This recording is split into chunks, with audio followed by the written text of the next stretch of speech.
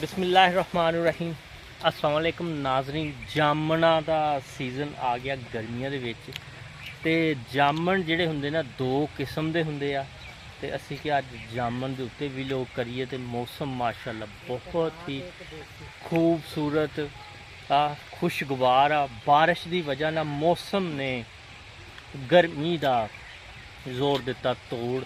गर्मी की शिद्दत बिल्कुल सुबह सवेर तो ख़त्म हो गई, शाम तक बिल्कुल गर्मी नहीं रही। गर्मी का तो हम जोर दूरों दूर तक नहीं है। मौसम माशाल्लाह बहुत ही इफेक्ट आ ते वीडियो बनाने ली पिछले दिनों असी अपने चैनल ते वीडियो बनाने ली बहुत तको-दो कर रहे सी ते गर्मी दे विच निकल नहीं हुंदा सी, ना सुबह ना दोपहर कोई उम्मीद नहीं की जा सकती सी कि असी निकल के ते वीडियो वगैरह अपना व्लॉग कर सकीए। अज माशाल्लाह असी निकल के आए हैं तो जामन तो असी सोचा कि जामन माशाल्लाह पक के तैयार हो गया तो ये उत्ते असी व्लॉग करिए।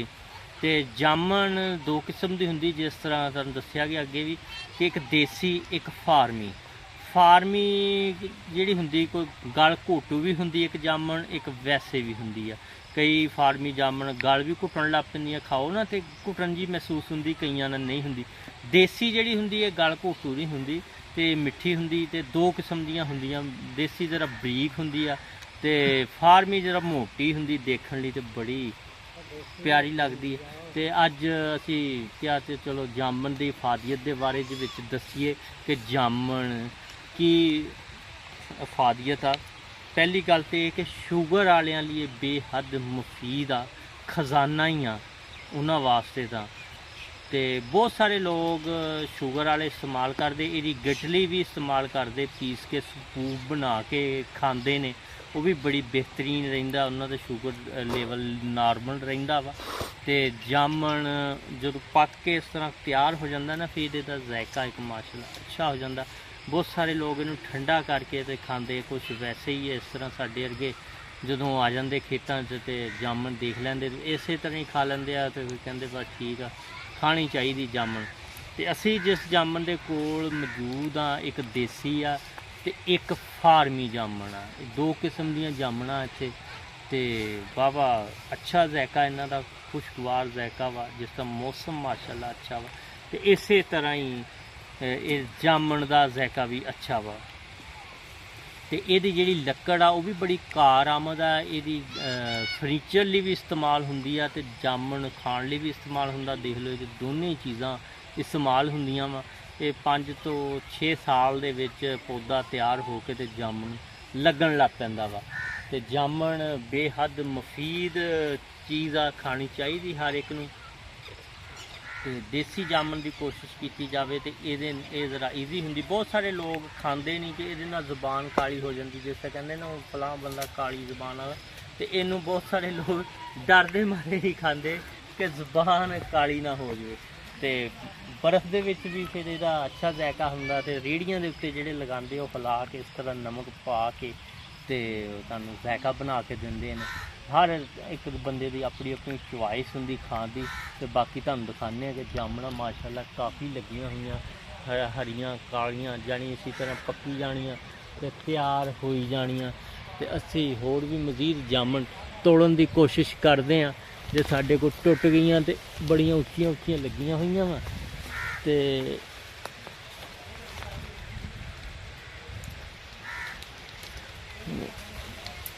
देखो जी वावा उठियां जामना। तो यदा टहना जोड़ा होंदा ना बड़ा कच्चा जिहा होंदा वा, ते बहुत ही कच्चा होंदा, जल्दी टुट जाता, तो ये इन्ना वजन नहीं देईदा।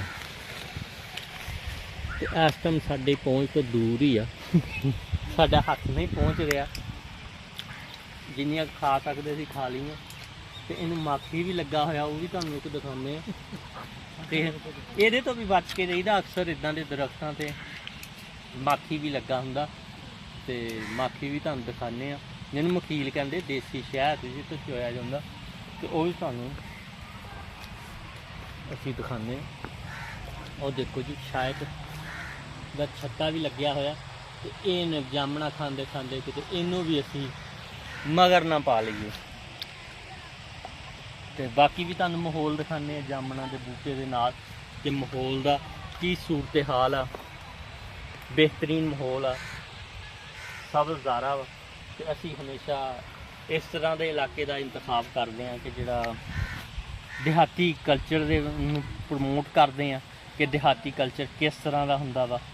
ਤੇ ਜ਼ਮੀਨਾਂ ਵਗੈਰਾ ਅੱਜ ਤਾਂ ਮਾਸ਼ਾਅੱਲਾ ਬੜਾ ਖੁਸ਼ਗਵਾਰ ਮੌਸਮ, ਤੇ ਸਾਨੂੰ ਬਹੁਤ ਅੱਛਾ ਲੱਗਿਆ ਕਿ ਵੀ ਲੋਕ ਕਰਦੇ ਹੋਏ ਕਿ ਅੱਜ ਗਰਮੀ ਦੀ ਸ਼ਿੱਦਤ ਨਹੀਂ ਮਹਿਸੂਸ ਹੋਈ। ਤੇ ਸਾਡੇ ਜਿਹੜੇ ਵੀ ਸੱਜਣ ਬੇਲੀ ਮਿੱਤਰ ਨੇ ਜਾਮਣਾ ਗਰਮੀਆਂ 'ਚ ਇੰਜੋਏ ਕਰਨੀਆਂ ਹੋਣ ਤੇ ਕਰ ਸਕਦੇ ਭਰਪੂਰ ਤਰੀਕੇ ਦੇ ਨਾਲ। ਬਾਕੀ ਅਸੀਂ ਹੋਰ ਵੀ ਦੇਖਦੇ ਹਾਂ ਕਿਸੇ ਕਹਿਣ ਨੂੰ ਹੱਥ ਲਾ ਕੇ ਕੋਈ ਜਾਮਣਾ ਸਾਡੇ ਹੱਥ ਆਉਂਦੀਆਂ ਕਿ ਨਹੀਂ, ਤੇ ਸਾਨੂੰ ਉੱਤੇ ਚੜ੍ਹ ਕੇ ਹੀ ਜਾਮਣਾ ਲਾਉਣੀਆਂ ਪੈਣਗੀਆਂ। ਲੱਗਦਾ ਤਾਂ ਕੁਛ ਇਸ ਤਰ੍ਹਾਂ ਦਾ ਹੀ ਮਾਹੌਲ ਆ। ਉੱਤੇ ਡਰਦੇ ਮਾਰੇ ਇਸ ਤੋਂ ਨਹੀਂ ਚੜ੍ਹਦੇ ਕਿ ਇਹਦੇ ਟਹਿਣੇ ਵੀ ਬਹੁਤ ਕੱਚੇ ਜਿਹੇ ਹੁੰਦੇ ਆ ਤੇ ਟੁੱਟਣ ਲੱਗੇ ਵੀ ਪਤਾ ਨਹੀਂ ਲੱਗਦਾ ਕਿ ਕਿਹੜੇ ਟਾਈਮ ਇਸ ਤਰ੍ਹਾਂ ਟੁੱਟ ਕੇ ਹੱਥ 'ਚ ਆ ਜਾਣ। ਇੱਕ ਅੰਬ ਤੇ ਇੱਕ ਜਾਮਣ, ਇਹਦੇ ਟਹਿਣੇ ਕੱਚੇ ਤਸੱਵਰ ਕੀਤੇ ਜਾਂਦੇ ਨੇ। ਬਾਕੀ ਹੁਣ ਕੋਸ਼ਿਸ਼ ਅਸੀਂ ਬਥੇਰੀ ਕਰ ਰਹੇ ਹਾਂ, ਪਰ ਲੱਗਦਾ ਸਾਨੂੰ ਬੂਟੇ ਦੇ ਉੱਤੇ ਹੀ ਚੜ੍ਹ ਕੇ ਜਾਮਣਾ ਲਾਣੀਆਂ ਪੈਣਗੀਆਂ। ਆਹ ਦੇਖੋ ਜੀ ਪੱਕੀ ਹੋਈ ਜਾਮਣ, ਇਹਦਾ ਟੇਸਟ ਕੁਛ ਸਖਤ ਜਿਹੀ ਹੁੰਦੀ ਤੇ ਕੁਛ ਨਰਮ ਹੋ ਜਾਂਦੀਆਂ, ਤੇ ਨਰਮ ਦਾ ਕੋਈ ਆਪਣਾ ਹੀ ਟੇਸਟ ਹੁੰਦਾ ਵਾ। ਬਾਕੀ ਅਸੀਂ ਕੋਸ਼ਿਸ਼ ਤਾਂ ਬਥੇਰੀ ਕੀਤੀ ਆ, ਪਰ ਸਾਡੇ ਹੱਥ ਤੋਂ ਹਜੇ ਦੂਰ ਆ। ਇਹ ਉੱਤੇ ਚੜ੍ਹ ਕੇ ਕੰਮ ਲਾਹਣ ਵਾਲਾ ਵਾ।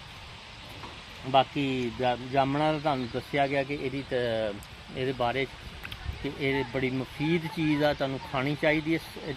ਹਾਂ ਇੱਕ ਗੱਲ ਹੋਰ ਤੁਹਾਨੂੰ ਦੱਸ ਦਈਏ, ਬੜੀ ਨੋਟਿਸ ਵਾਲੀ ਗੱਲ ਆ ਕਿ ਜਾਮਣ ਸਾਲ 'ਚ ਤੁਹਾਨੂੰ ਇੱਕ ਵਾਰੀ ਜ਼ਰੂਰ ਖਾਣੀ ਚਾਹੀਦੀ ਆ।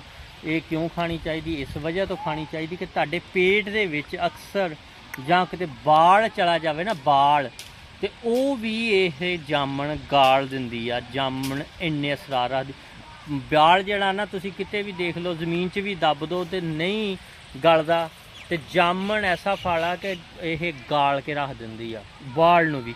ਤੇ ਲਿਹਾਜ਼ਾ ਤੁਹਾਨੂੰ ਜਾਮਣ ਇੱਕ ਵਾਰੀ ਜ਼ਰੂਰ ਖਾਣੀ ਚਾਹੀਦੀ ਆ, ਕਿਉਂਕਿ ਇਹ ਪੇਟ ਤੁਹਾਡੇ ਨੂੰ ਸਾਫ਼ ਕਰ ਦਿੰਦੀ ਹੈ। ਜੇ ਕਿਤੇ ਬਾਈ ਚਾਂਸ ਤੁਹਾਡੇ ਬਾਲ ਪੇਟ 'ਚ ਪਿਆ ਵਾ ਤੇ ਇਹਨੇ ਉਹਨੂੰ ਗਾਲ ਕੇ ਤੇ ਪਰੇ ਕਰ ਦੇਣਾ। ਤੇ ਲਿਹਾਜ਼ਾ ਇਹ ਬੜੀ ਕੰਮ ਦੀ ਗੱਲ ਆ ਕਿ ਜਾਮਣ ਨੂੰ ਤੁਸੀਂ ਸਾਲ 'ਚ ਇੱਕ ਵਾਰੀ ਭਾਵੇਂ 2 ਦਾਣੇ ਖਾਓ, 2 ਜ਼ਿਆਦਾ ਖਾਓ, 2 ਤਾਂ ਜੇ ਨਹੀਂ ਖਾ ਸਕਦੇ ਤੇ ਬਾਕੀ ਤਾਂ ਇਹੀ ਆ ਕਿ ਇਹਨੂੰ ਖਾਓ ਜ਼ਰੂਰ। ਤੇ ਇਹ ਤੁਹਾਡੇ ਲਈ ਬੜੀ ਮੁਫੀਦ ਆ।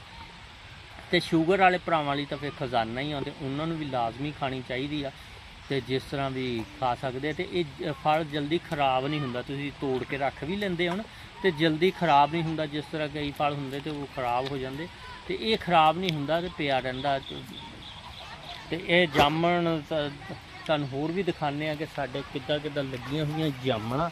ਤੇ ਮਜ਼ੀਦ ਤੁਹਾਨੂੰ ਰੋਸ਼ਨੀ ਇਹਦੇ ਪੱਤਿਆਂ 'ਤੇ ਡਾਲਦੇ ਹਾਂ ਤੇ ਜਾਮਣਾਂ 'ਤੇ ਡਾਲਦੇ ਹਾਂ। ਤੇ ਮੱਖੀ ਵਾਲੀ ਸਾਈਡ 'ਤੇ ਅਸੀਂ ਕੋਈ ਨਹੀਂ ਜਾਣਾ। ਬਾਕੀ ਅਸੀਂ ਹੁਣ ਵਿਲੋਗ ਤੋਂ ਤੁਹਾਡੇ ਕੋਲ ਲੈਂਦੇ ਇਜਾਜ਼ਤ ਕਿ ਅਸੀਂ ਜਾਮਣਾਂ 'ਤੇ ਤੋੜ ਕੇ ਖਾ ਲਈਏ ਤੇ ਦੋਸਤ ਬੇਲੀਆਂ ਨੂੰ